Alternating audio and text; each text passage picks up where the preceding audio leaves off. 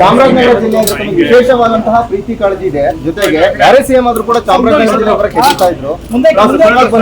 ನಿನ್ನೆ ಕೂಡ ಸಾಕ್ಷಿಯಾಗಿದೆ ಸರ್, ನಡೆಸಿದ್ದೀರಾ?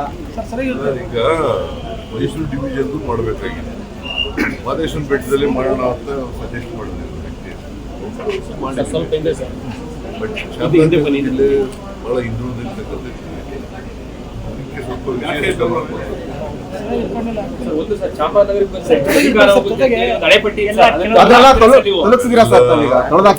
ಮೂಢನಂಬಿಕೆಗಳು ಅವರಲ್ಲಿ ಏನು ಸತ್ಯ ಇಲ್ಲ. ಅದೇನಾಗಿದೆ, ಮೌಢ್ಯಗಳು ಇದಾವಲ್ಲ, ಅದರಿಂದೇನೆ ಸಮಾಜದಲ್ಲಿ ಬಹಳಷ್ಟು ಪ್ರಗತಿಗೆ ಅಡ್ಡ ಬಂದಿರ್ತಕ್ಕಂಥದ್ದು.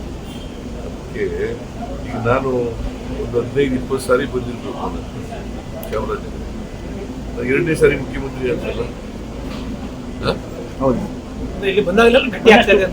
ನಿಮ್ಮ ಕುರ್ಚಿ ಗಟ್ಟಿ ಆಗುತ್ತೆ ಜವಾಬ್ದಾರಿ ಹೇಳ್ತೀರಾ ಸರ್? ಚಾಮರಾಜನಗರ ಬಂದಾಗೆಲ್ಲ ಕುರ್ಚಿ ಗಟ್ಟಿ ಆಗುತ್ತೆ. ನಾನು ಇಲ್ಲಿ ಬಂದಾಗೆಲ್ಲ ನನ್ನ ಕುರ್ಚಿ ಗಟ್ಟಿ ಆಗುತ್ತೆ.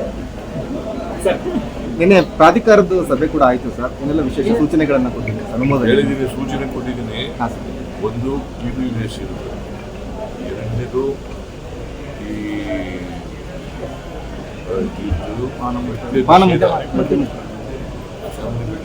ಮಾದೇಶ್ವರ ಬೆಟ್ಟದ ಮೇಲೆ ಹಾಕ್ಬಾರ್ದು.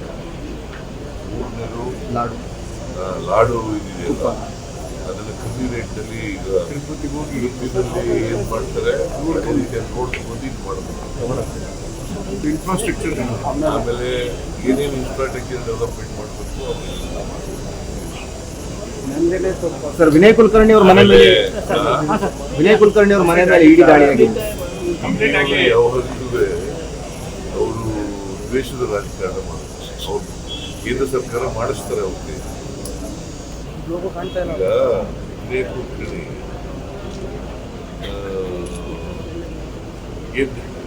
ಗೊತ್ತಿಲ್ಲ, ಇದಕ್ಕಿದ್ದಲೇ ಅವರ ಮನೆ ಮೇಲೆ ದಾಳಿ ಮಾಡೋದು ಅನ್ಸುತ್ತೆ. ಏನು ಯಾರು ಕೈವಾಡ ಇರಬೇಕು.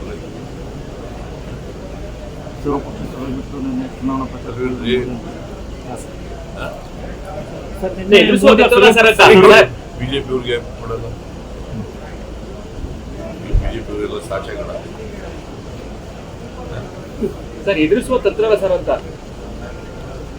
ದೇಶದ ಆಶ್ವಾಸನೆ ಕೊಟ್ಟಿದ್ದಾರೆ. ಮೋದಿ ಅವರು ದೇಶದ ಯಾರೇ ಭಾಗಿಯಾಗಿ ಹುಡುಕಿ ಹುಡುಕಿದೆ ಅಂತ ಹೇಳಿ ಸರ್.